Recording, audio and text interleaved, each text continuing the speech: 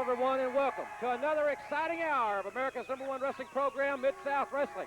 I'm Jim Ross, along with Joel Watts. We'll be describing the action, ladies and gentlemen. A lot of exciting things for you, and hopefully later on in the hour, we're going to have some highlights from the Superdome. We hope to have that footage just a little bit later in the hour, but Joel, needless to say, we do have another tremendous hour for the fans. Oh, yeah, we've got a great lineup of Mid-South Wrestling stars for you. You're going to see Hacksaw Jim Duggan in action. You're going to see Eddie Gilbert going against the Nightmare in kind of an unlikely match. You're going to see Bobby Fulton in a challenge match against Superstar Bill Dundee, and we'll be seeing the reason for that just shortly. We'll also hear from Dick Murdoch. Jim, it's going to be an exciting hour. It certainly is. We'll also see Humongous in action again, ladies and gentlemen. A lot of people are wondering what has happened to Superstar Bill Dundee. What has turned him to, what has brought him to do what he has done in recent weeks here in the Mid-South area? Well, 2 weeks ago on Power Pro Wrestling, a very interesting turn of events occurred. Let's go now to 2 weeks ago. This match happened on Power Pro Wrestling. Let's go now to the ring. This tag team event, one fall with a 10-minute time limit. In the red corner at 220 pounds from Houston, Texas, Tommy Pritchard. And his team partner from Chattanooga, Tennessee, Pat Rose.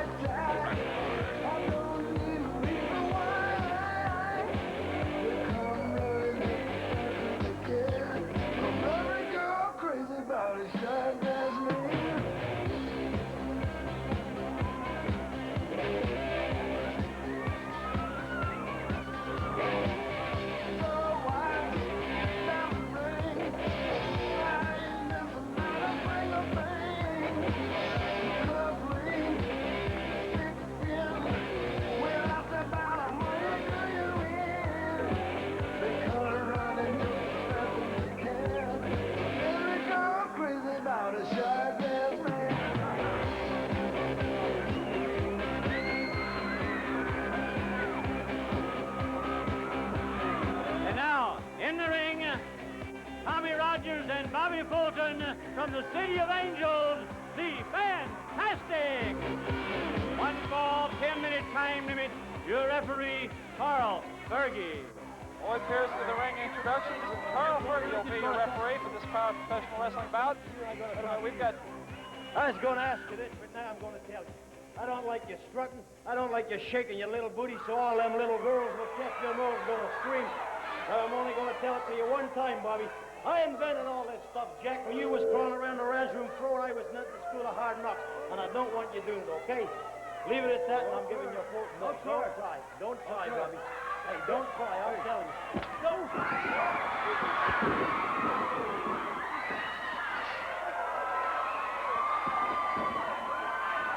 Whoa! Wait just a minute. Wait a minute.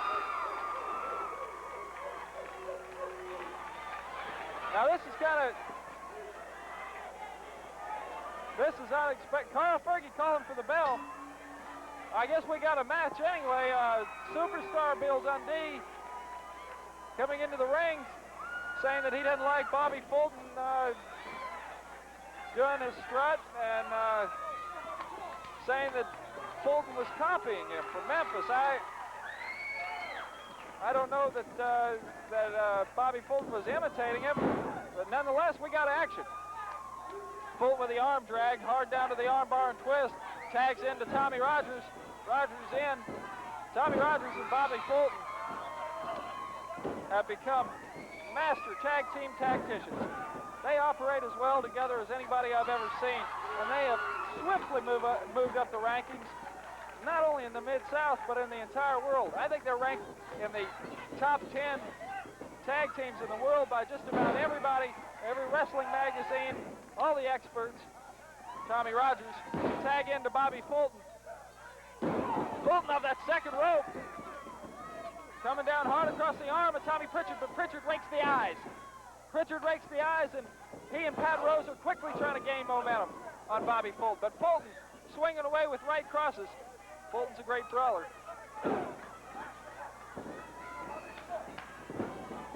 Fulton fires Rose hard off the end of the rope. Boy, I'll tell you, the action's moving so fast, this is nothing to call it. Tremendous action. Arm drags. 3 arm drags in a row. Bobby Fulton caught Pat Rose. Bobby Fulton is so quick, so agile. He's really a great professional wrestler. These two men hot on the trail of the Mid-South Tag Team titles. And I'll tell you, in the opinion of a lot of wrestling experts, they're not far off from him. Oh, Rose hammering away on Bobby Fulton. Pat Rose gaining a little momentum there. But in the corner, Fulton sets him up with a quick high vertical back suplex. Fulton going to the head. Fulton trying to gain some control, a hard right. Pat Rose is staggered. He's reeling. Tag into Tommy Rogers. Rogers in now, continuing on the armbar and twist. Pat Rose and Tommy Pritchard are tough customers. They're proving that they could be a good test for these two men. Tommy Rogers continuing to apply the pressure. Pat Rose fires Tommy Rogers off. Rogers off those ropes. Wait a minute, Superstar Bill Dundee's back. Dirty Dutch Mantel's back. Dundee and Rogers are out on the floor. Dundee just rammed Tommy Rogers into the steel ring post. And Tommy Rogers is incapacitated. Both men now doubling up. Doubling up on Bobby Fulton. Dutch Mantel's whipping him. Dutch Mantel is whipping Bobby Fulton. He is whipping Bobby Fulton and Tommy Rogers. Tommy Rogers has got a chair. Tommy Rogers has got a chair. And Mantel and Dundee are getting scarce. It's chaos. Well, Jim, at first it appeared to be just a minor little argument, but then it got blown way into something even more, and it sets the stage for the match that we'll see after the break. Certainly will, ladies and gentlemen. We're going to have Superstar Bill Dundee against Bobby Fulton right after our first commercial timeout.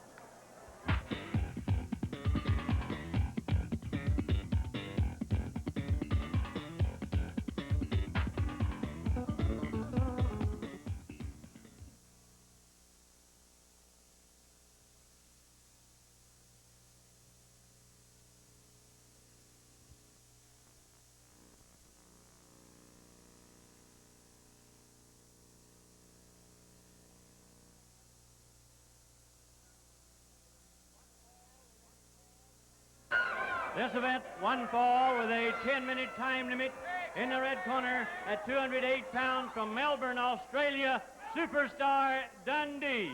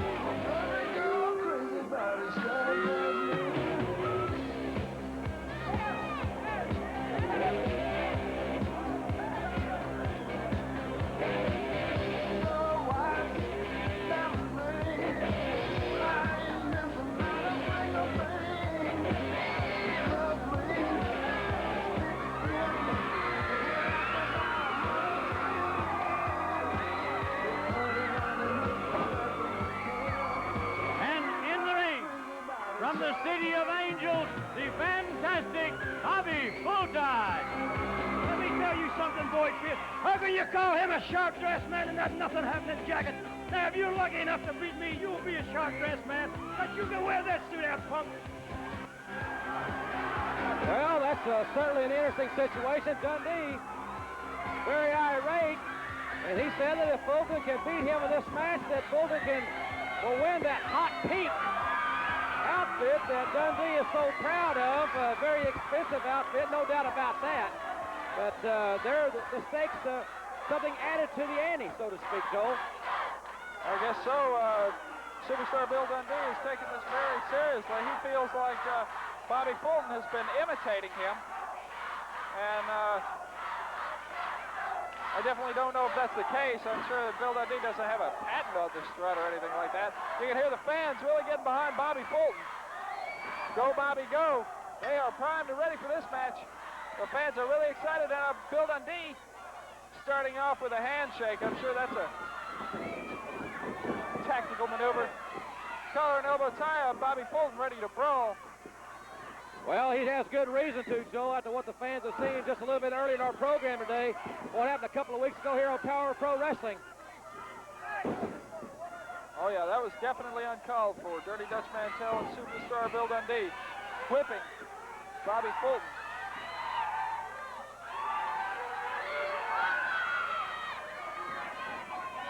Both men circling one another, testing each other out. Bobby Fulton with the armbar and twist.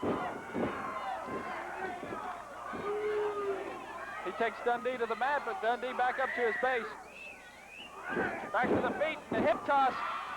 Bobby Fulton hangs on and reverses it, however. And now he's got Dundee down.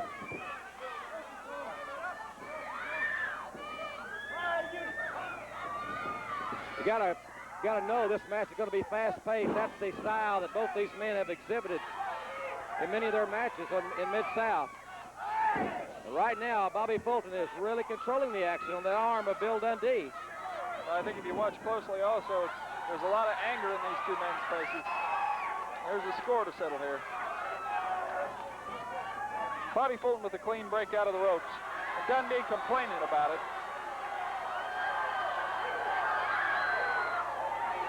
Well, Dundee was complaining that his hair was pulled. I don't believe I saw that infraction, Jim. I agree with you. I did not either. Collar and elbow tie-up. Once again, Bobby Fulton goes back to the armbar and twist, and now he's really punishing him. Multiple elbows. You know, that's gotta hurt, but Dundee has been through it before. He's a veteran of the ring. Armbar. Back to the armbar. After the arm drag. Well, Dundee had to pull the hair to extricate himself, Joel, but to no avail. Bobby Fulton really being the aggressor thus far in this encounter on Mid-South Wrestling. And ladies and gentlemen, if you just joined us, remember that Dundee has put his hot pink ring attire. That's the prize, so to speak, in this match, because if Fulton can win the match, Dundee's going to give him that outfit. And as I mentioned earlier, it's a very expensive outfit, needless to say. That remains to be seen. Bobby Fulton didn't put up his ring jacket in return, but that's neither here nor there because the action in the ring, Fulton still with the momentum. He has managed to control the match thus far.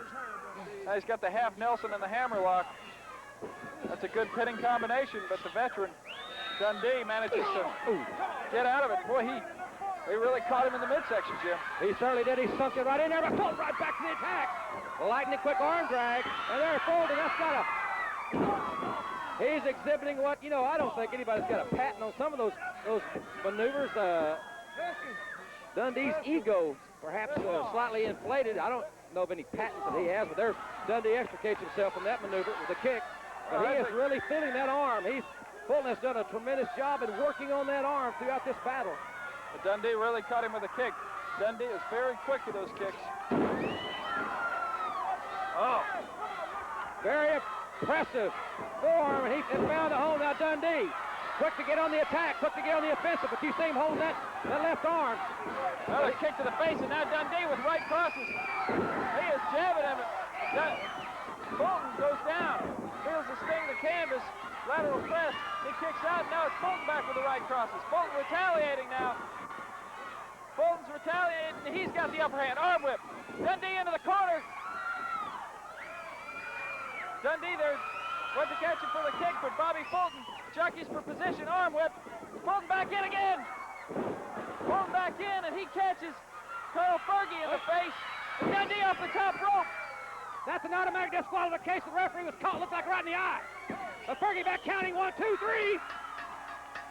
And Dundee seizing the moment, seizing the referee being out of position, came off the top rope. Superstar Bill Dundee, the winner, ladies and gentlemen, here on Mid-South Wrestling. Well, Jim, he really came down hard on the ribs of Bobby Fulton. Bobby Fulton had his ribs injured in the Dallas area earlier. There you see him out on the floor grimacing in pain. I hope he's not severely injured. Dundee came down all the way off that top rope with all of his weight right into the ribs in the midsection. Dundee's putting back on his beloved, but wait a minute. Yeah, Jim.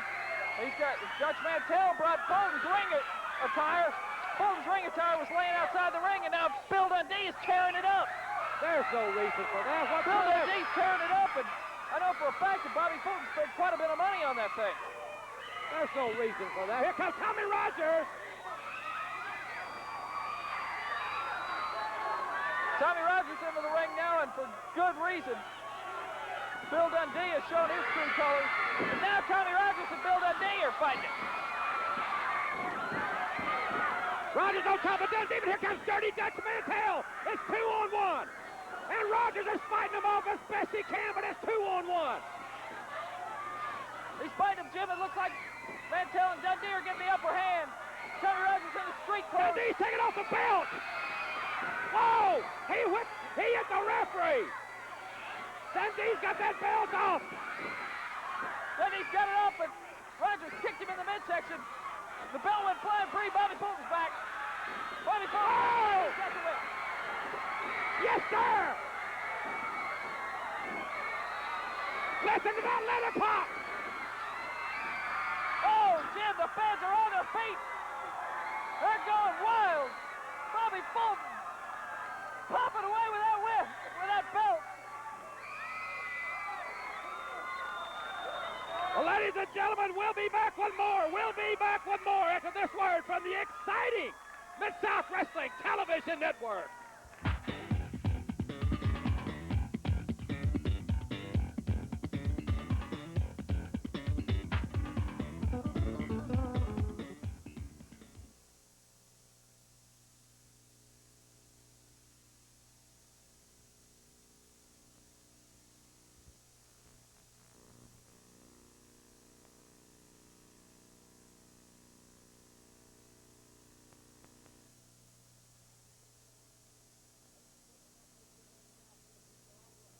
Ladies and gentlemen, last week here in Mid-South Wrestling, Sir Oliver Humperdinck certainly made a lasting impression when he introduced the Mid-South wrestling world to Humongous. What a confrontation with this man, Captain Redneck Dick Murdoch, and Humongous last week on Mid-South Wrestling. Let's go back in time 1 week and see exactly what transpired. You got yourself a match, Murdoch, but who you're going to be facing is not the Nightmare. It's the gentleman you see coming behind you right now, Denny. Take a look at him. 6'8", 315 pounds from the Valley of Death. The man is called Humongous.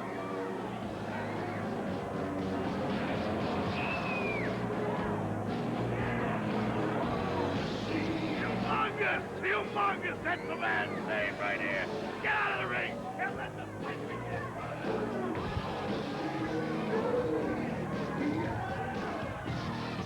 Well, it looks like it'll be Captain Redneck Dick Murdoch and Humongous. Well, ladies and gentlemen, they're calling for the bell. We've got a match here. He is Humongous, Joel, no doubt about that. He's one of the most phenomenal physical specimens I've ever seen. Jim, he certainly is imposing. This is an unexpected turn of events here. It looked as if Dick Murdoch was about to take on the champion for the North American title. Whoa, look at that. Dick Murdoch tied up with him. Look at the power. Murdoch with a bewildered look on his face, and I'll tell you what, it takes a little sizing up. Murdoch's been in some tough brawls. There you see Sir Oliver Humperdinck. He has really got a find as far as a physical find. In this match, this man's 6'8", as they said, looks to be well over 300 pounds. Well, Jim, Sir Oliver Humperdinck has managed some of the top talent in the wrestling world. Look at that. Murdoch down. He fired away, and that it didn't even phase Humongous. Guarantee you those rights and lefts, broken jaws and teeth and everything else. But Humongous just stood there. Collar and elbow tie-up. Murdoch goes for the headlock. Good strategic move on Murdoch's part there. Off into the ropes, and Murdoch comes with a lot of velocity, but they're both staggered. Murdoch with the elbow. Murdoch with the elbow, and he hit that mask. It looked like that elbow's put down some tough men. That mask seems to, I don't know, Jim. Look at the strength of this man. He's got Murdoch up, and Murdoch weighs well over 270 pounds. Jim, this man is unreal. Oh, that headbutt right on the Murdoch down on the floor. That Humongous, he headbutted Murdoch with that headgear, that unorthodox headgear. Right in the, Murdoch right in the face, and here comes Humongous right after Murdoch. Oh, he chopped him right to the forehead. He's hammering away, and he's opened a laceration over Murdoch's eye. Oh! This man is phenomenal. Vicious. He's still attacking him on the floor. Carl Fergie trying to break it up. Carl Fergie trying to break it up, and Murdoch has really been lacerated severely. He's press slamming Murdoch back into the ring. My goodness, Jim, this man is powerful.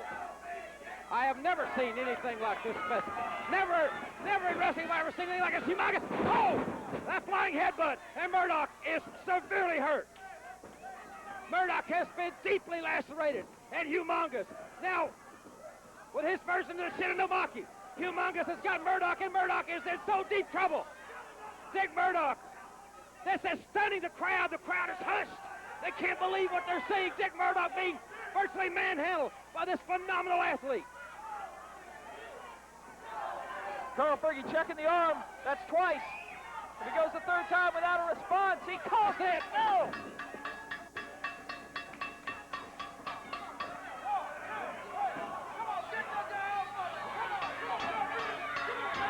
He won't break it, Jim. This could be very dangerous.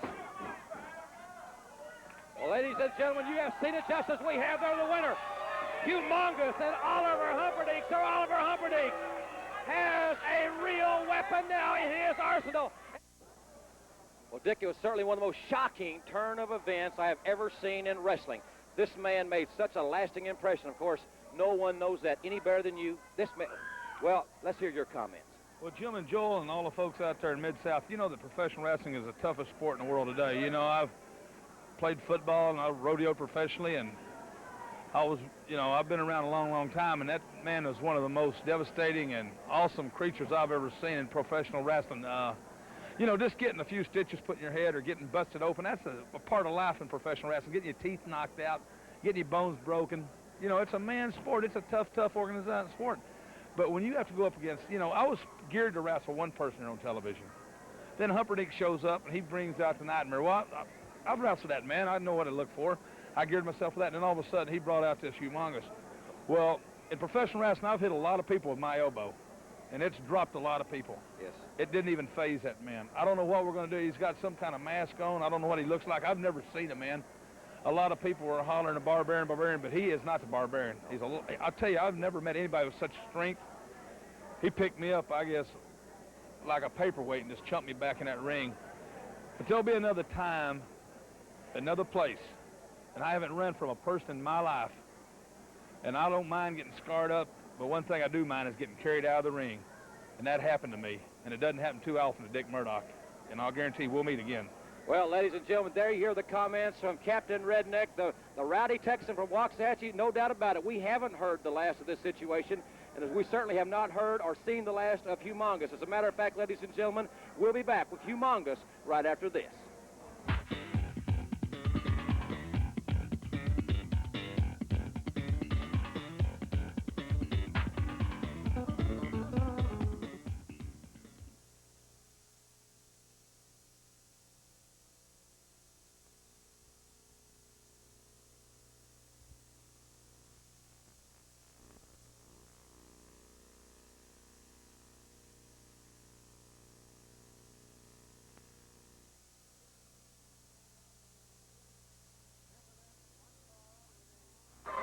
This event, one fall with a 10-minute time limit. In the ring and in the blue corner from Buffalo, New York, Mark Reagan.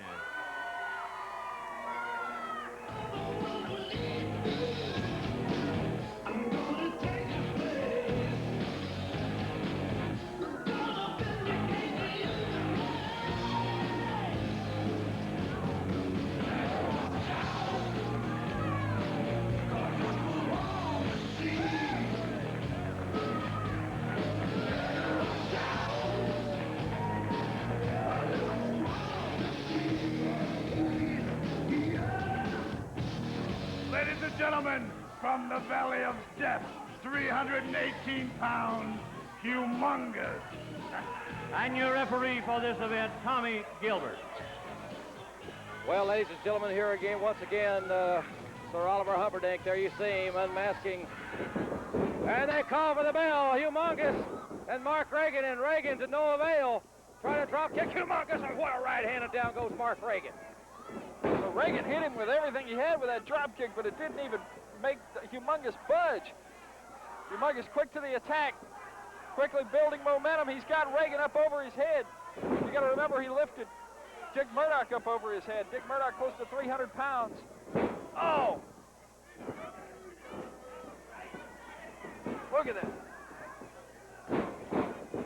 Well, earlier in the hour, we saw what he did to Captain Redneck Dick Murdoch last week here on Mid-South Wrestling, and he is simply manhandling Mark Reagan. This man is a phenomenal specimen, ladies and gentlemen. I have never seen a single force in wrestling make an impact like this man has. There he's going for the Shinonamaki, Joel. He's got the Shinonamaki locked in on Mark Reagan. This man is so powerful. You wonder just what could stop this whole. Tommy Gilbert asking if Mark Reagan wants to give in, but I don't know if he even has the capacity to give in. I think Mark Reagan's not even conscious. Jim, this could be fatal. This type of Humperdinck doing something very, very unorthodox there. The man finally broke the hold, ladies and gentlemen. He is certainly the strongest force in professional wrestling, Humongous, and we'll be back with more Hot Stuff Eddie Gilbert versus The Nightmare right after this from Mid-South.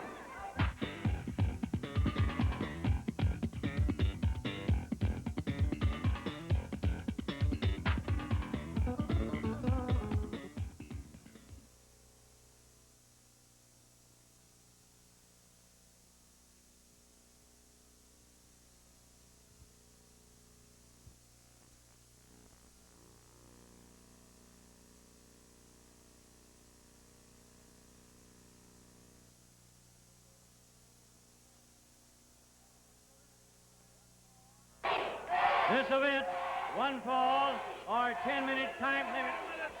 I want to introduce to you, ladies and gentlemen, your North American heavyweight champion, managed exclusively by Sir Oliver Humperdinck, the Nightmare. And across the ring, his opponent at 225.5 pounds from Lexington, Tennessee, Hot Stuff Eddie Gilbert. Your referee, Tony Torres. Well, this, Joel, should certainly be an interesting confrontation, inasmuch as that was a couple of 3 weeks ago that in the press conference called by the Nightmare that Eddie Gilbert was relieved of his duties by the Nightmare. He took on Sir Oliver Humperdinck as his manager. Gilbert there faced with the awesome strength of the Nightmare. You got to remember too, Jim, that these two men were tag team partners at one time. They know one another's strategy quite well. Once again, the Nightmare using that awesome strength. And quite obviously, Eddie Gilbert's going to have to counter that strength situation with his speed and quickness, and he is a very quick and a very speedy young man. There is a good illustration of that. Jim, he's a great fundamental and technical wrestler as well. He's got the basics down. He's second-generation grappler, of course. The Nightmare firing. Gilbert hard off into the ropes. Gilbert over. He reverses out of that body slam, and he's got the Nightmare going. He hit him a drop kick, lateral press.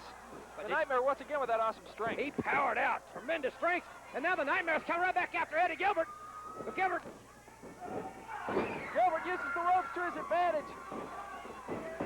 Hits the Nightmare with a kick. Arm whip, reverse, off the ropes. But Gilbert gets caught with a hard right cross to the jaw. Brother. The Nightmare quick to the attack. Well, we knew the emotion was running very high when we saw that Grizzly Smith had paired these two, but it has been also a very physical situation. We knew it would be physical, and ladies, and now Gilbert, look at that. Gilbert going for the mask, and it really broke the concentration, quite obviously, of the Nightmare. Well, Eddie Gilbert is obviously going to use every single weapon that he can possibly use. I think that's a great testament to his strategy. There, press slamming. Look at that strength. He press slammed 225-pound Eddie Gilbert. A knee sunk deep into the kidney area. You could hear Eddie Gilbert there. That knee really found a home there. Now with the rear chin lock, this is a good strategic maneuver on the part of the Nightmare. You can hear the people getting behind Eddie Gilbert. Listen to that. Go, Eddie, go.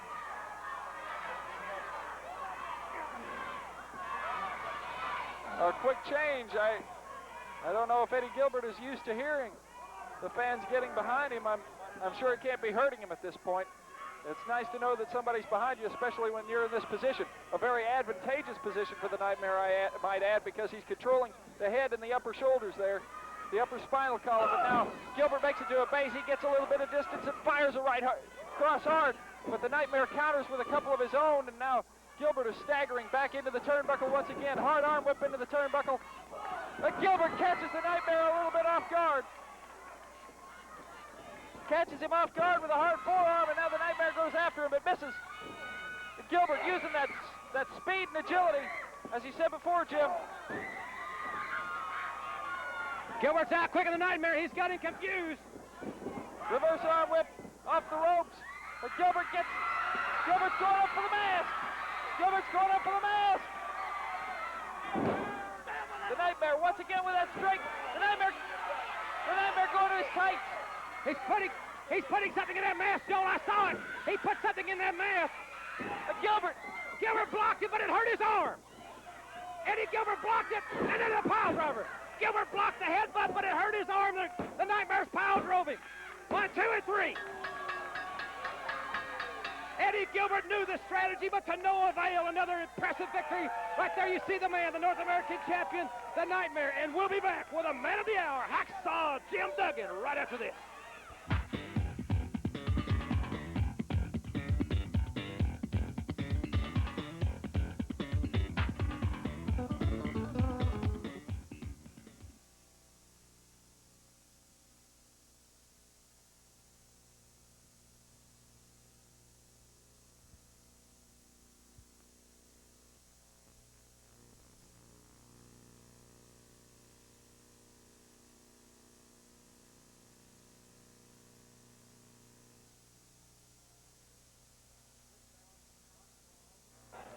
This bout, one fall with a time limit of 10 minutes.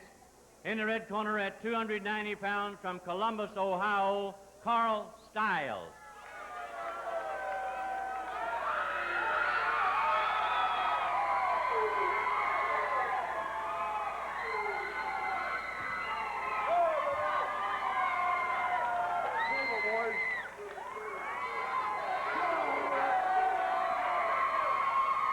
And his opponent at 277 pounds from New York State, Hacksaw Jim Duggan. Your referee, Carl Fergie. There you see him, Hacksaw Jim Duggan, Glens Falls, New York. Ladies and gentlemen, getting ready to go against Carl Stiles. But don't forget, we're going to try to have that exclusive footage from the big showdown in the Superdome if we have time in this hour, ladies and gentlemen. There you see Hacksaw Jim Duggan. Carl Stiles with the arm whip. Duggan off the ropes hard. He's gaining velocity. He hits Carl Stiles a hard clothesline. There's that stop. A big knee to the chest and neck area. Hacksaw Jim Duggan, one of the most dynamic athletes in professional wrestling.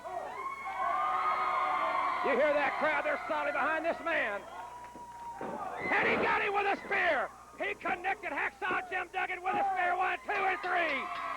And we'll be back with more. Yes, sir. Hacksaw Jim Duggan, the victor. We'll be back with more right after this.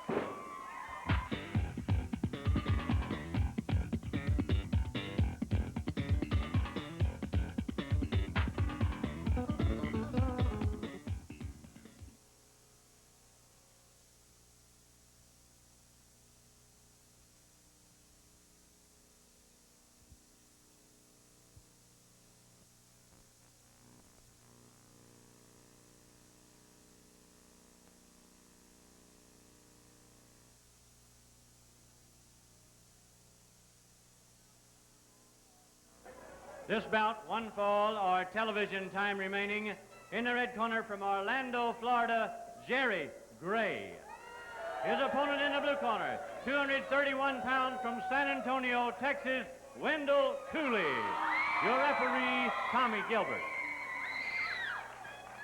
Ladies and gentlemen, our final confrontation here today on Mid-South Wrestling. Jim Ross and Joel Watts at ringside. Thank you very much for being with us here today. We've had a very exciting hour. This will be quite an interesting confrontation between two fine young athletes, Jerry Gray and Wendell Cooley. Cooley going quickly as if to shoot in on the legs of Jerry Gray. Jerry Gray circling, trying to keep his distance. Both these men, great young athletes. They certainly are, Joel, in peak condition.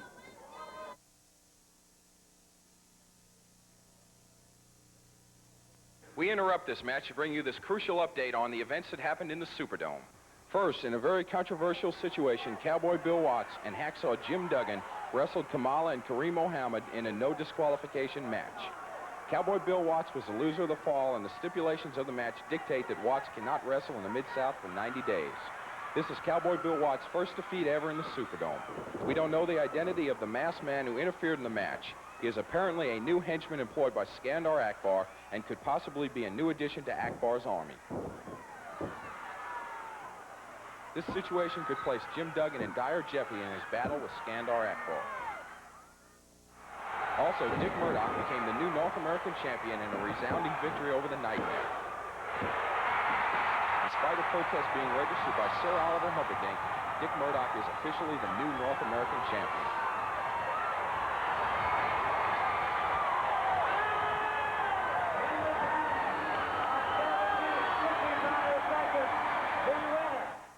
And finally, in a no disqualification bout inside a steel cage with Bruiser Bob Sweetan as the official referee, Jake the Snake Roberts and the Barbarian wrestled Ted DiBiase and Dr. Death for the Mid-South Tag Team titles. The outcome was extremely controversial as Ted DiBiase and Dr. Death retained the titles with apparent collusion with Bruiser Bob Sweetan, a former Mid-South Brass Knucks champion. Ted DiBiase is leaving for Japan to attend to business interests. He says there will be no Mid-South Tag Team title matches until his return in 30 days. It appears that there is more turmoil in the Mid-South area than there ever has been before, and the very fiber of Mid-South is being threatened. I'm Scott Munns reporting from Mid-South at the Superdome. Now let's go back to Jim Ross and Joel Watts and the match in progress.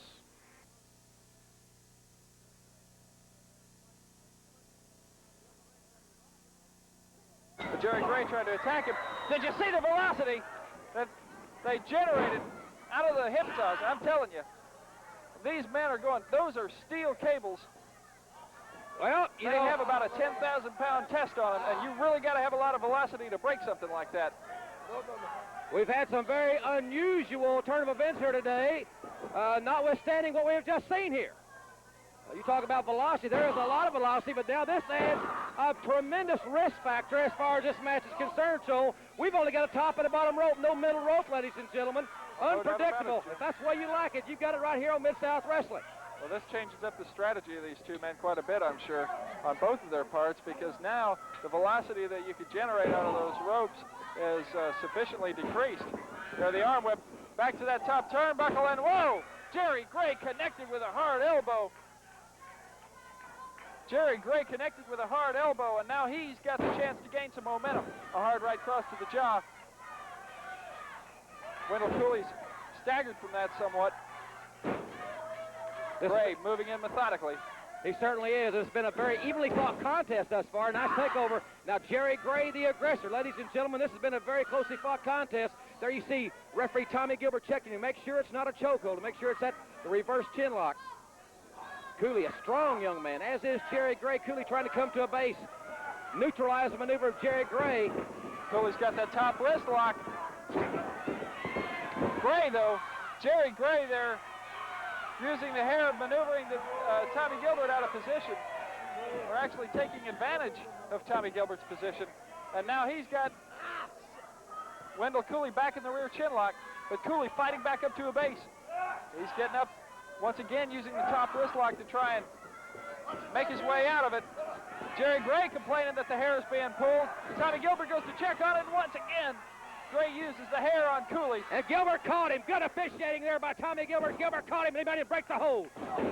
Well, ladies and gentlemen, we've only got 1 minute of television time left. Of course, next week we'll have the midgets here. We'll see more of that awesome, humongous, and we'll have more of an in-depth analysis of the Superdome, ladies and gentlemen. And Wendell Cooley, he's had enough, Joel, and he's coming right back.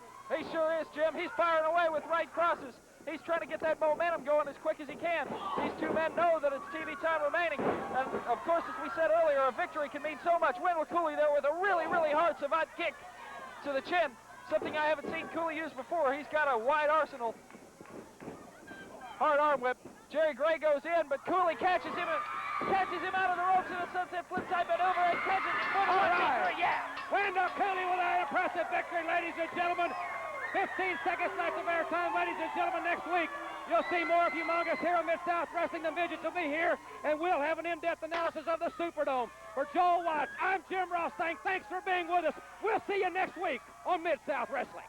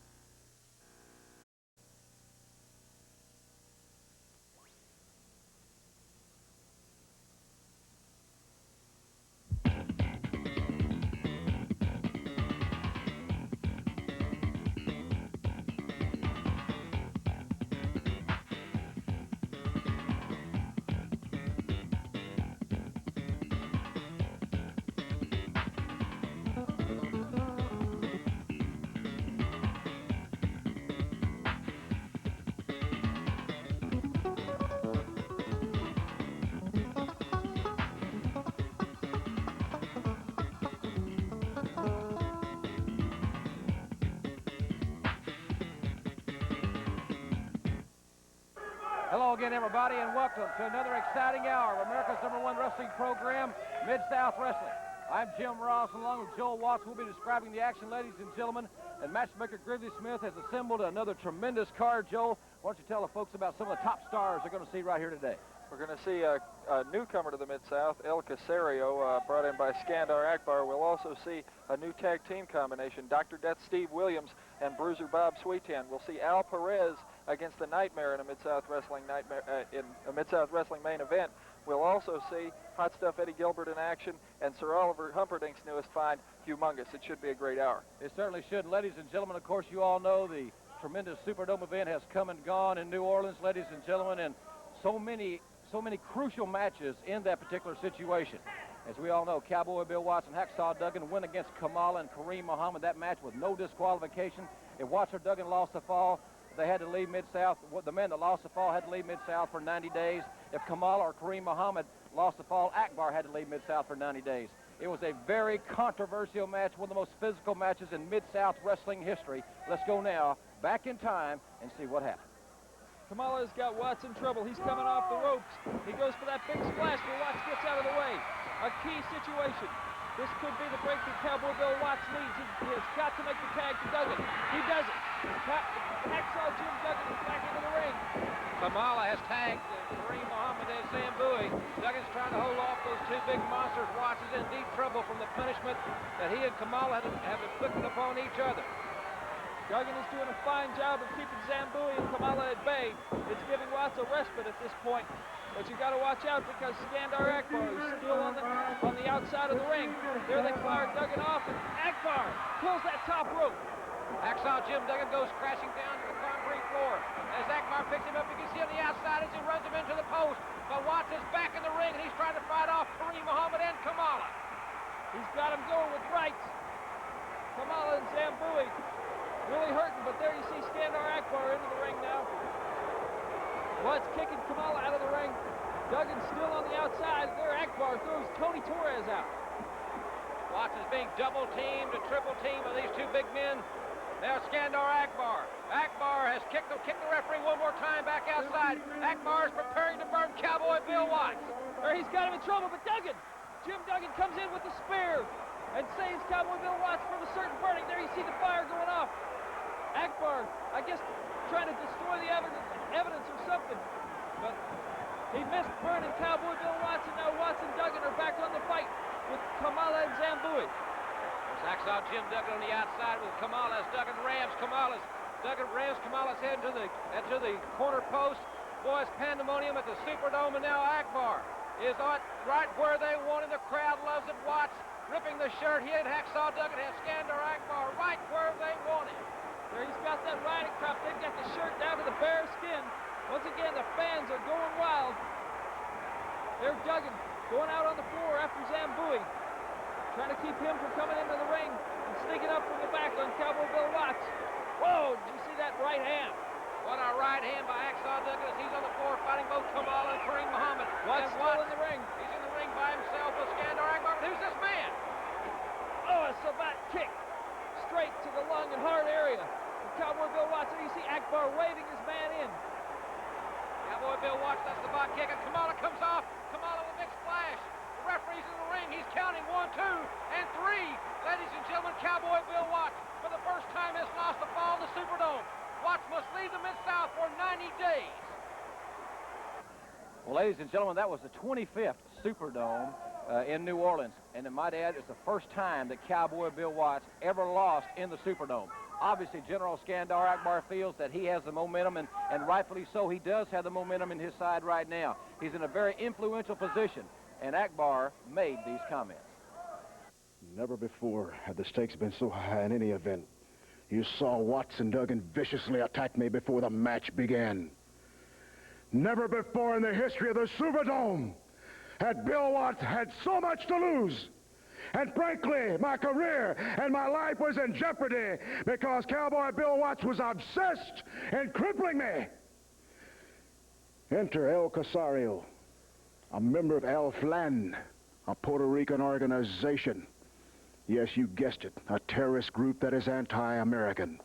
But you see, it goes beyond that, Watts. I knew what you were after. You were going to get me. It was a battle of survival in the Superdome.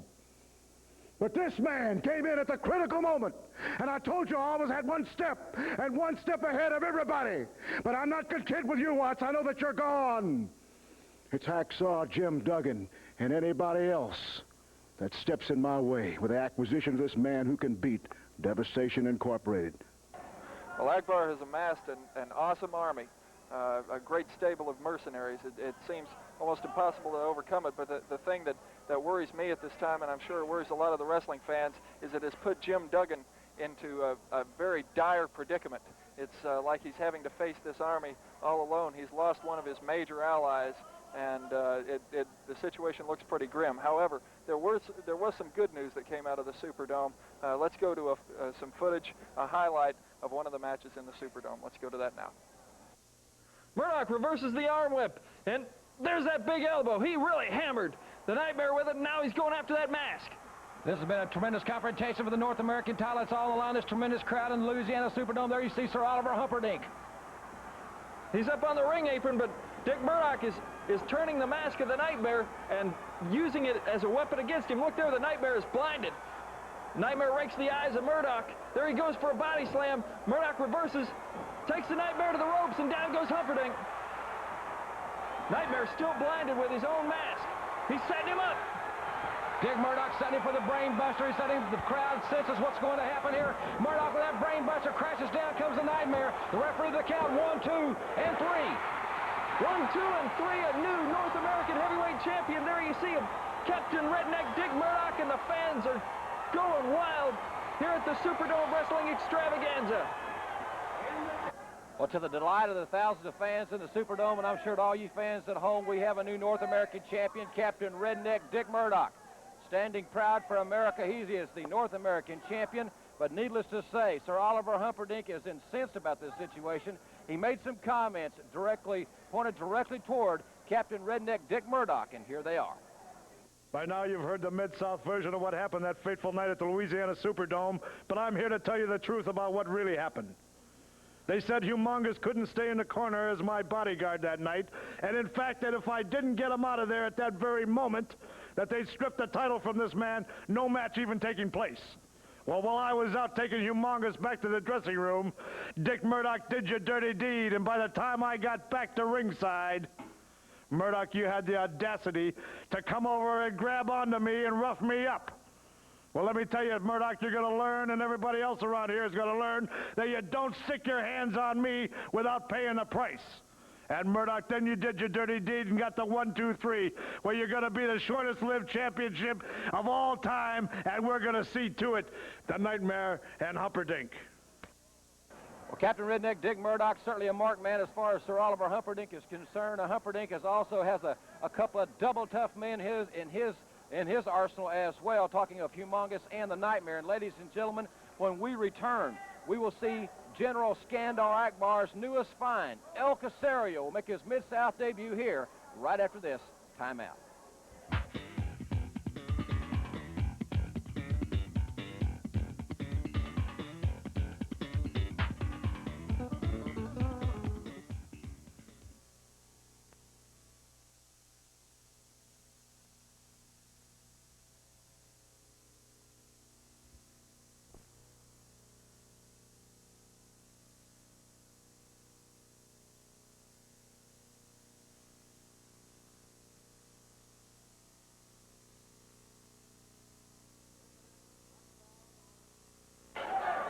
This event, 1 fall or 10-minute time limit.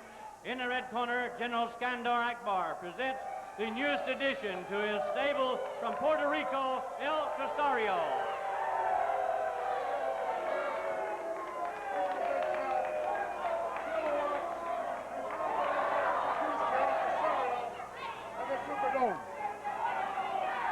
I'd like to take this opportunity to show you a demonstration and also to let all of you people know that this man is the pinnacle of success in martial arts, and he will add an even greater dimension to my army, my stable, Devastation Incorporated. And bear with us now as we show you an awesome demonstration of what El Casario can do.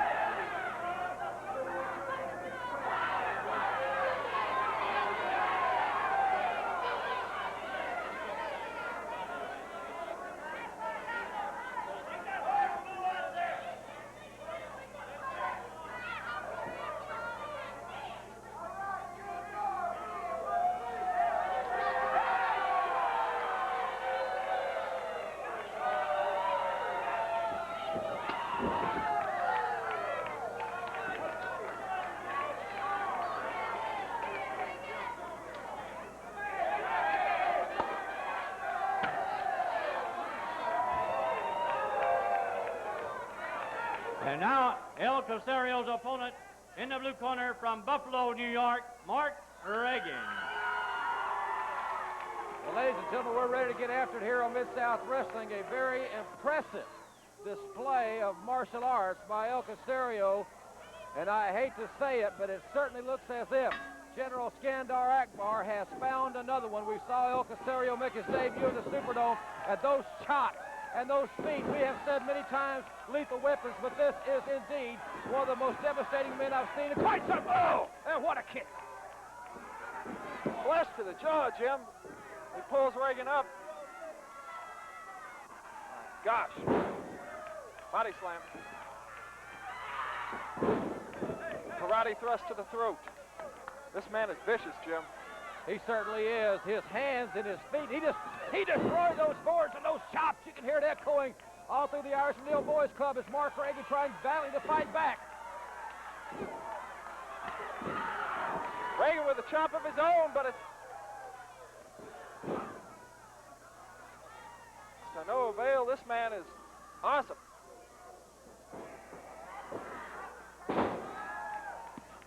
I don't know where Akbar has found this one, Joel. There you see General Akbar.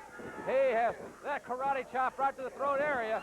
Mark Reagan, he's a gallant, that's a very gallant young man, but this man, El Casario, is a walking weapon, and Reagan's trying to fight back, and he is.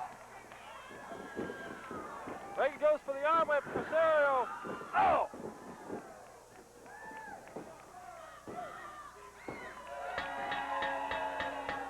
El Casario broke the boards, and he broke Mark Reagan. There you see the winner of the match, El Casario.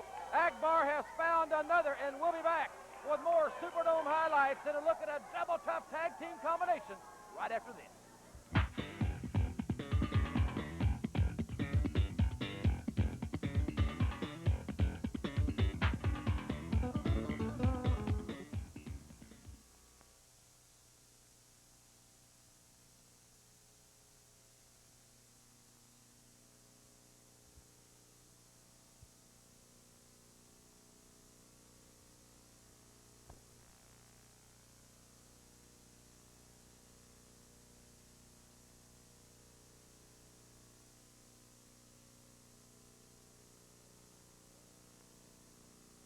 Ladies and gentlemen, I mentioned earlier the physical nature of the confrontation between Cowboy Bill Watts and Hacksaw Duggan against Kamala's awesome forces of Kamala and Kareem Muhammad.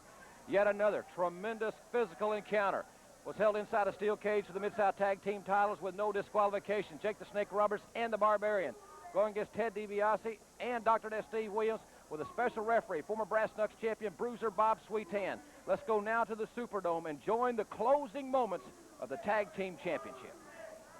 Jake made the tag, but Sweetan didn't see him, and he's putting him out. But meanwhile, Dr. Death and Ted DiBiase are double teaming. Jake the Snake Roberts and the Barbarian can't take it anymore. All four men in the ring at the same time. Bruiser Bob Sweetan, the special referee. Remember, this is inside that steel cage. No disqualification for the Mid-South Tag Team titles, and the Barbarian is really working over the Tag Team champions. He's got him at bay there while Jake the Snake is trying to gain some oxygen back. What a collision. The Barbarian and Dr. Death hard off the ropes. This is the end of a grueling match. Jake the Snake Roberts pulled his boot off, and there Ted DiBiase threw him into Bruiser Bob Sweetan. Jake the Snake Roberts is practically unconscious. He suffered a lot of punishment. What's DiBiase doing? DiBiase going to his tights. He's got some kind of foreign object. Ted DiBiase, there it is. DiBiase has thrown powder into Jake the Snake Roberts' face. It's blinded Jake Roberts. The powder right into the face of Jake the Snake. Jim, I think at this point that could have possibly been a tactic that Ted DiBiase got from Cowboy Bill Watts. But Jake the Snake with a DDT on the Barbarian. His own man, he was blinded. He didn't know who it was. We got Bruiser Bob Sweetan going over, looking over the axe. There's bodies all over this ring. Remember, ladies and gentlemen, as I said, it's for the tag team titles, and there you see Ted DiBiase. He's working over Jake the Snake Roberts. He's got that glove and nailed him right into the head. But Jim, look, he's got it loaded up. He had a loaded up glove, and he hammered Jake the Snake Roberts with it.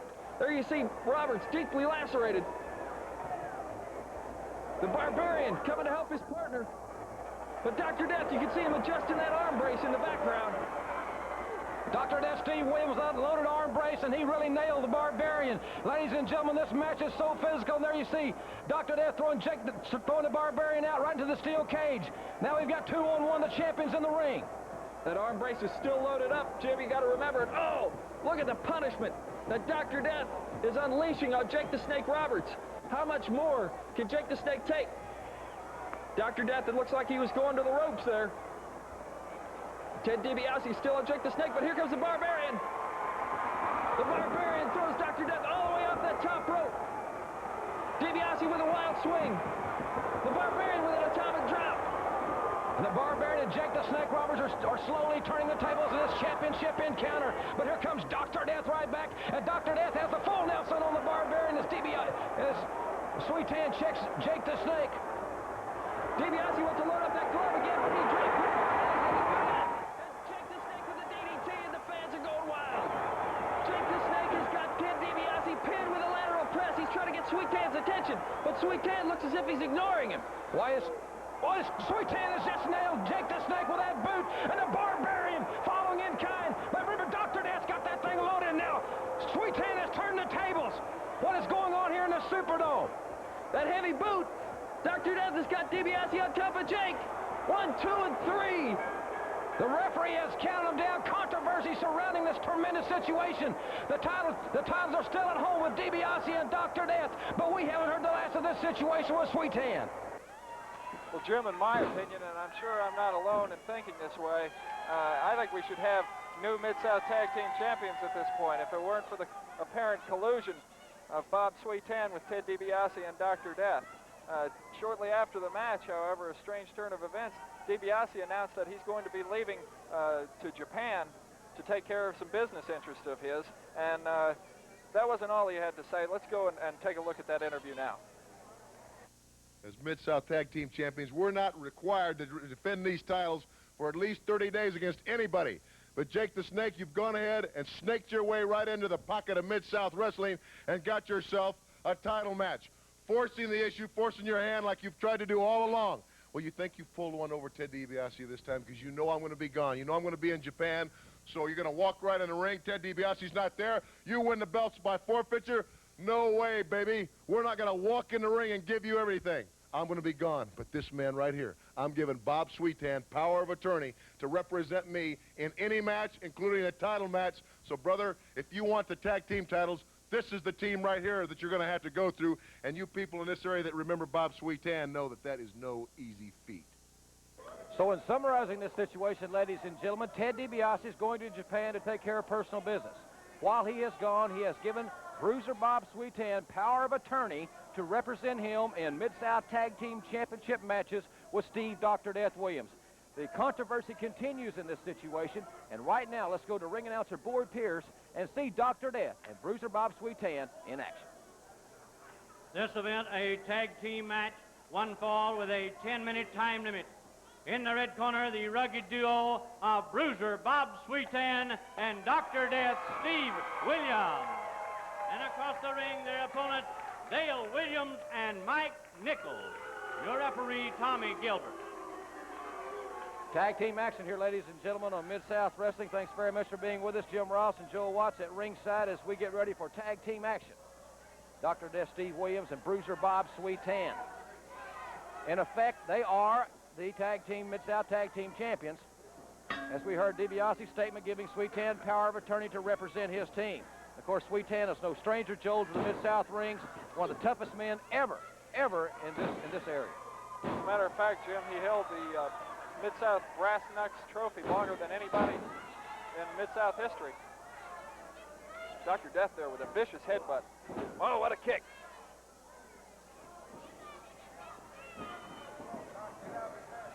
These two men together, Jim. We spoke of the physical nature of Dr. Death many times, but Bruiser Bob Sweet Tan, well, just look at him. I mean, this man is obviously as tough as they come. He looks like you could hit him with a truck and it wouldn't faze him. I'm telling you, Bruiser Bob Sweet Tan is as tough of an athlete as they come. I've watched many tapes on him, and he's certainly an international contender. And I think that's why DiBiase is so confident that Sweet Tan could hold up his half of the Mid-South Tag Team Championships. Well, he certainly lends that experience and knowledge and expertise that DiBiase has. And in DiBiase's absence, I can't see where this team is going to be lacking in anything. They've got two rugged men, Dr. Death and Bruiser Bob Sweetan. They will complement each other very well as the tag is made. And Dr. Death ready to meet the challenge. Ooh, that clubbing right hand. And it found a home, Dr. Death.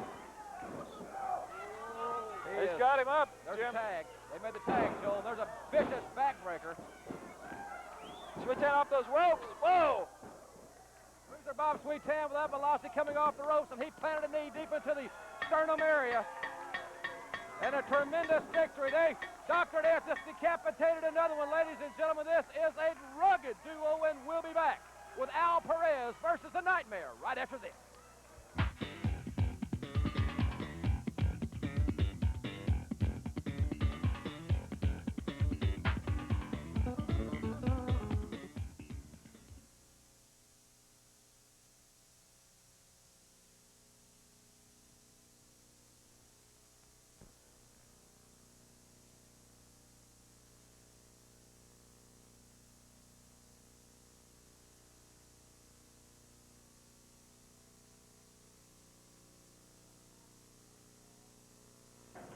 This bout, one fall with a 10-minute time limit, and in the red corner. Hold it. I'd like to introduce to everybody the cornerstone of the newly reformed House of Humperdinck, my good friend and protege, the Nightmare. And across the ring, at 235 pounds in the blue corner from Tampa, Florida, Al Perez. Carl Fergie, your referee. Great hand going out for Al Perez, ladies and gentlemen, here at the Irish Reel Boys Club as referee Carl Fergie talks with Sir Oliver Humperdinck as Fergie calls for the bell. This should be a great battle, Joel, as we see Humperdinck and the Nightmare going over last moment strategy. Jim, I think one of the important things about the, you can hear the fans out there saying, you ain't got no belt. The Nightmare, of course, we saw earlier in the hour. If you weren't with us, we saw earlier in the hour Captain Redneck Dick Murdoch defeated the Nightmare for the North American title in the Superdome. And of course, one thing that stuck out in my mind was the fact that Captain Redneck Dick Murdoch used the Nightmare's own mask against him. He turned it sideways and therefore blinding him, which helped set up for the Brain Buster. An interesting strategy. There he goes for the arm bar and twist on Perez. Turns it into a hammerlock. Perez goes for the snap mare, it looks like, but he turns it into a top rope reversal. Beautiful move by Perez. Certainly was. And ladies and gentlemen, please stay with us. We've got a very exciting hour coming up. Mixed tag team match. Little man, big man coming up just a little bit later in the hour here on Mid-South. So stay with us as we see Al Perez going to work on the Nightmare. And obviously a larger man. And Perez is, well, I think Al Perez has got one of the great futures in professional wrestling, Joel. We already know the caliber of the athlete that the Nightmare is, but Al Perez, oh, the Nightmare took a short shot. A little cheap shot on the ropes, and the Nightmare trying to open it up now on Al Perez. He certainly is. He's hitting him with those short rights. Connecting hard. He's got Perez staggered a little bit. The Nightmare is so powerful. Couple of hard forearms to the back area. I'll tell you, this is a big match for Perez. This could really move him up in the rankings. As it is for the Nightmare, because he has to remain undefeated to keep that top slot. Referee with a 2 count. This crowd is solidly behind Al Perez. Very, very personal young man. That Nightmare, the big right hand. Using the ropes against Perez there. Carl Fergie trying to break it up. The Nightmare is so methodical and calculating. Nice reversal by Al Perez, and now he's working on the arm of the Nightmare once again. Perez is returning it in kind. He's at, whoa! Perez with a hard forearm, and down goes the Nightmare. Listen to that crowd. Whoa, what a right. Wow! He's got thunder and lightning in that right hand. Whoa, he almost took his head off. He's got a right hand deluxe. He's moving his Nightmare around with just that right fist. Wait. Humperdinck handed something to the Nightmare. The Nightmare is putting it in his mask. Perez, distracted by the referee, unable to see what the Nightmare was doing. Oh, no! The Nightmare with that loaded mask. And this could be it. Well, Perez is Sickening. He's been lacerated. There's no doubt. There's something in there. Humperdinck handed him something. He's got that mask loaded up. But he's continuing to punish him. He hasn't gone for the fall yet. He's continuing to punish the laceration. Perez trying desperately to fight back up to a base. He is in a bad, bad way. The Nightmare has opened a deep laceration on the forehead of Al Perez. Yeah! Perez connects with the right. He sets him up and gets him another. And another. The Nightmare. Whoa! Perez went to come off the rope. Humperdinck from the outside. Carl Fricke calls for disqualification. Al Perez the winner by disqualification. But he's still lacerated and he is in a bad, bad situation. The Nightmare about to come off the second rope. Humperdinck goes to referee. The Nightmare misses with that loaded mask off the second rope. Both misses. Coming to their feet slowly. Whoa! Perez is unloading those right hands. And there's a drop kick that found a home. And the Nightmare is going for high ground, and Humperdinck is going there with it. Perez was lacerated, but he fought like a tiger. There's the winner of the match by disqualification, Al Perez. And we'll be back with Humongous after this for the Mid-South Network.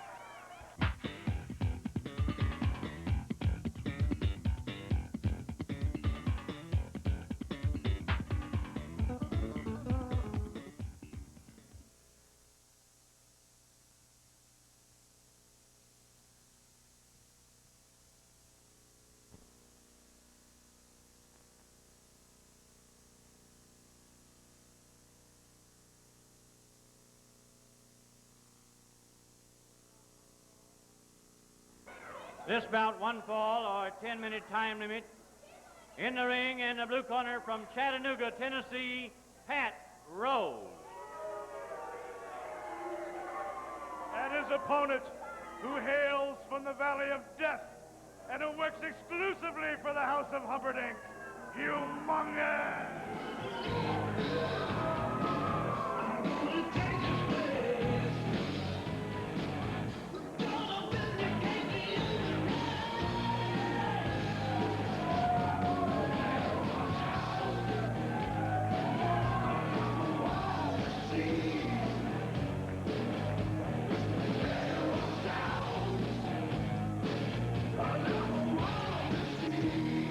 Well, ladies and gentlemen, there you see him. I have never seen anything like this man in my wrestling career, ladies and gentlemen. I've been around longer than I like to admit sometimes, but I've never seen anything like this, and I've never seen anybody make this kind of impact on professional wrestling. As you see Sir Oliver Humperdinck and referee Tommy Gilbert's a braver man than most, even get that close to this animal. They call for the bell. They call for the bell, and the Humongous is unloading on Pat Rose. This man is tremendous, no doubt about it. From the very start, he went right to the attack. A hard elbow. What an awesome physical specimen, Jim. Oh, he is it's just phenomenal. He picks Pat Rose up, ladies and gentlemen, like he didn't weigh anything. And Rose is a good-sized man dropping the leg over. And this man is quick. He's agile. He is strong and very, very bizarre. He's got him up. Oh. That power slam, he had him elevated well above his head, and now he goes, look, he's setting for that Shinonamaki. Just throws him right down like a sack of wheat. Shinonamaki and Pat Rose is really going to have to muster some awesome strength and adrenaline to get out of this one.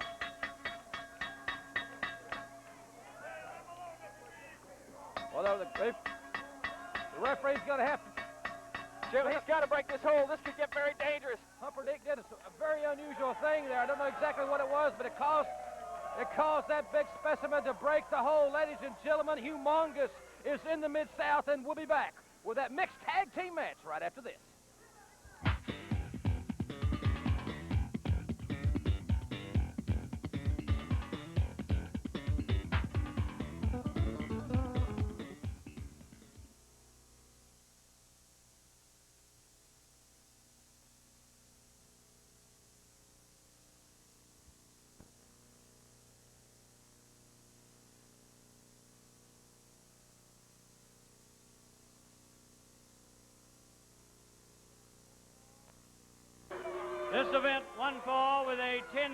time limit, a big man and little man on each team. In the red corner, the team of Superstar Dundee and Little Tokyo. And across the ring, Wendell Cooley and Little Coco. Your referee, Carl Fergie. Well, ladies and gentlemen, this should certainly have a quick pace.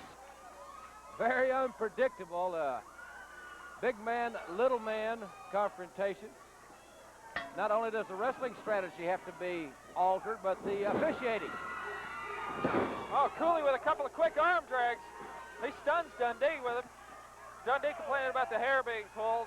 Jim, I can't say that I saw that particular rule infraction. I think basically he didn't pull his hair. I think that's why, you know, Dundee take a shortcut every now and then, as you saw just there. Superstar Bill Dundee. Front face lock. Little Coco comes up and slaps Dundee. And Dundee is hot. Well, I think Little Coco certainly got Dundee's attention. You see Dundee bowing and communicating, I guess, with Little Tokyo. Wendell Cooley follows in kind with Superstar Bill Dundee. Well, Dundee and Little Tokyo had it worked out, but it didn't work out. Or their little talk, perhaps Dundee didn't communicate as well with Little Tokyo as he had wanted. Things are not going extremely well for Superstar Bill Dundee at this point in time. Now, Cooley made the tag. That was what I was going to say about the officiating and some special stipulations here. When the little guys tag, the big ones come in, both big ones have to come in, vice versa. This Little Tokyo just cooking. Well, these guys, they have one gear, and it's fast. Nice drop kick by Little Coco. Little Coco, I've noticed, is extremely quick and mobile. Both of these men, of course, very quick, but Little Coco could really motor. Whoa! Hard chop. There was a tag. The tag was made. Now, the referee's got to put, the referee has got to get Cooley. Now, Dundee's wanting to go, he's wanting to get it, Little Coco. Referee Fergie. Oh. The referee goes all the way out, and look at Dundee. Oh! Still Dundee. Can you imagine this situation? Dundee slamming Little Coco. There's no, here comes the Fantastic.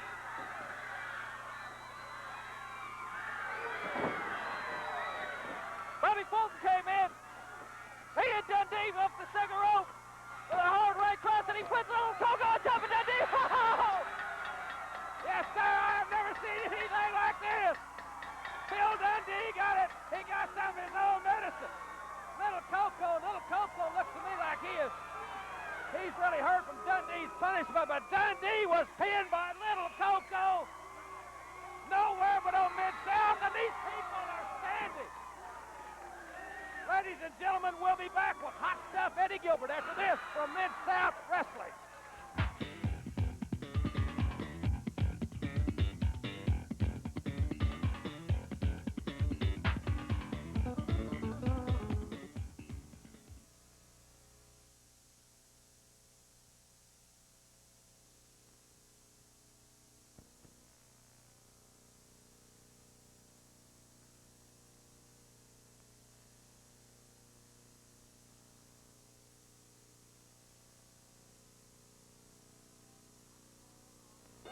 This event, one fall or television time remaining. In the red corner at 225 pounds, Lexington, Tennessee, Hot Stuff Eddie Gilbert. And his opponent at 232 pounds, Miami, Florida, Brody Chase. Well, ladies and gentlemen, here we go. Hot Stuff Eddie Gilbert against newcomer Brody Chase. Here on Mid-South Wrestling. Certainly hope you've enjoyed this exciting hour. We have a lot more for you, and of course, don't forget next week the Hacksaws will be back. Hacksaw Duggan in action. Hacksaw Butch Reed will be defending the television title here next week. Eddie Gilbert goes to the top wrist lock. Brody Chase reverses into a hammer lock, and now Gilbert with the reversal. Brody Chase, a little bit of a weight advantage over Gilbert in this match. Gilbert's a great technical. Whoa! Gilbert connected with that elbow. A hard right cross. He's got Brody Chase staggered. You know, Jim, I fully believe that Eddie Gilbert has improved over the caliber that he was when he first got here, just from the competition here in the Mid-South area. You know, when you become the best when you wrestle the best. Eddie Gilbert was good when he got here, and I'm telling you, he's getting better every day. A hip toss, a hard right cross. Tommy Gilbert there warning Eddie about the usage of the fist. Nice go behind by Eddie Gilbert, taking the man down, rubbing his face into the canvas. That'll certainly tear off that skin. Those mat burns are painful. Oh! Gilbert fires him in and hits him a knee. Deep up in the chest to jaw area. Body slam. Gilbert to the second rope. Oh! Hard knee off that second rope. And we've got a 3 count. Eddie Gilbert with a great victory here on Mid-South Wrestling. And ladies and gentlemen, one of the great features here on Mid-South. Joel Watts produced videos. We're going to premiere a video for you. Lay It Down by Rad, Jake the Snake Roberts, and the Barbarian. There's no other team like them. Let's see this.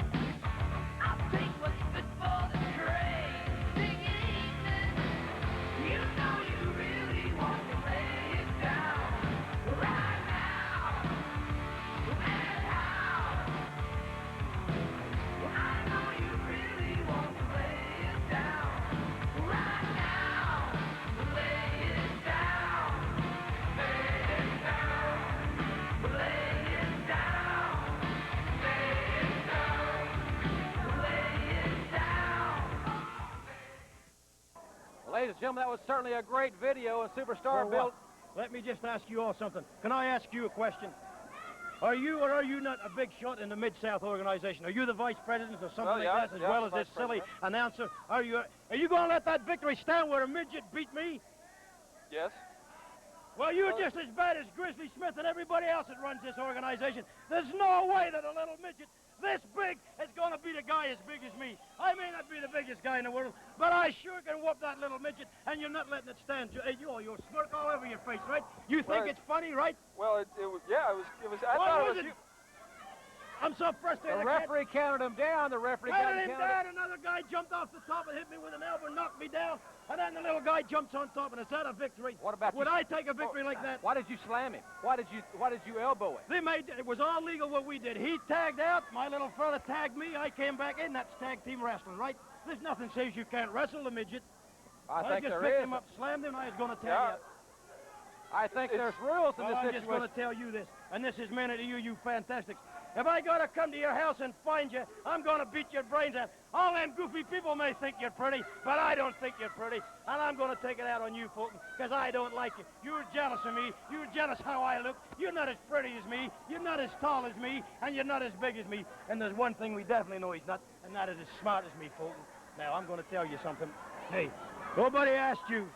I'm just going to tell you, Jim Ross, and I'm holding you responsible. If this comes down in the record books that midget beat me, I may come look for you, Joe Watts. Well, that's just fine with me there, Superstar Bill Dundee. Yeah, you go tell that big cowboy that Akbar run off how big and bad it happened today. I think he probably said enough already. If you want to know the truth about it, ladies and gentlemen, I think he said plenty. We do appreciate you coming out and speaking your another piece. biased TV announcer, okay? All right, well, hey, I got friends in the wrestling business, too, and I'm going to take it up with them. Thank you. That's all well and good, ladies and gentlemen. I want to say this. I hate to end on a sour note. The video was great. Thanks very much for being with us. The Hacksaws will be here next week, ladies and gentlemen. We'll have a great hour. For Boyd Pierce, our ring announcer, Joel Watts. I'm Jim Ross. Thank you so very much for being with us. We'll see you next week, everybody.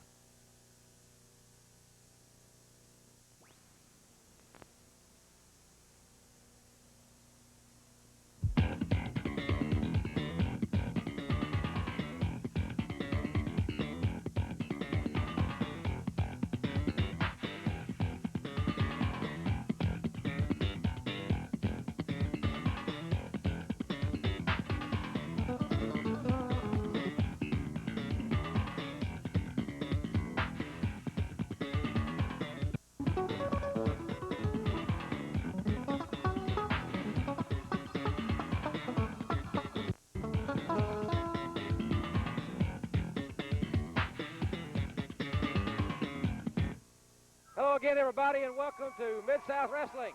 I'm Jim Ross, along with Joel Watts. We'll call the action, ladies and gentlemen, here today from ringside. Thank you very much for allowing us to come into your home once again. America's #1 wrestling program. Ladies and gentlemen, so many exciting things today. Joel, we've got a television title matchup with some of the biggest stars in wrestling will be here today. Tell the folks about it. Hacksaw Butch Reed, the new holder of the TV title, is going to be here. And our first match is going to feature Hacksaw Jim Duggan, Dr. Death with his temporary partner, Bruiser Bob Sweetan. Also, Jake the Snake Roberts and the Barbarian will be in action. We'll see Superstar Bill Dundee, and we'll also see Dirty Dutch Mantell going against Tommy Rogers of the Fantastics. We'll see Al Perez in action. It should be a great, great hour. It sure should. And ladies and gentlemen, right before we went on the air today, something very unusual happened. And if you watch Mid-South very long, you know that a lot of unusual and so many unpredictable things have happened. But right before we went on the air, we received a videotape. And it was a most unusual piece of footage. At this point in time, let's show you exactly what we received. Welcome to the camp of the Midnight Rider. Few people have ever got to share my fire. Because I stay alone. I walk alone. Because evil has taken over the world. I can't stand to see what's happening. That's why I keep my identity a secret. There's not many things as pure as a silver dollar. But when your heart is pure, you can overcome the evil. I have the power to overcome evil. And when you need me, I'll be there. I'm not going to tell you how I'm coming or when I'm going to get there, but you'll know me when I'm there. And I'm coming your way. I'll be there when you need me.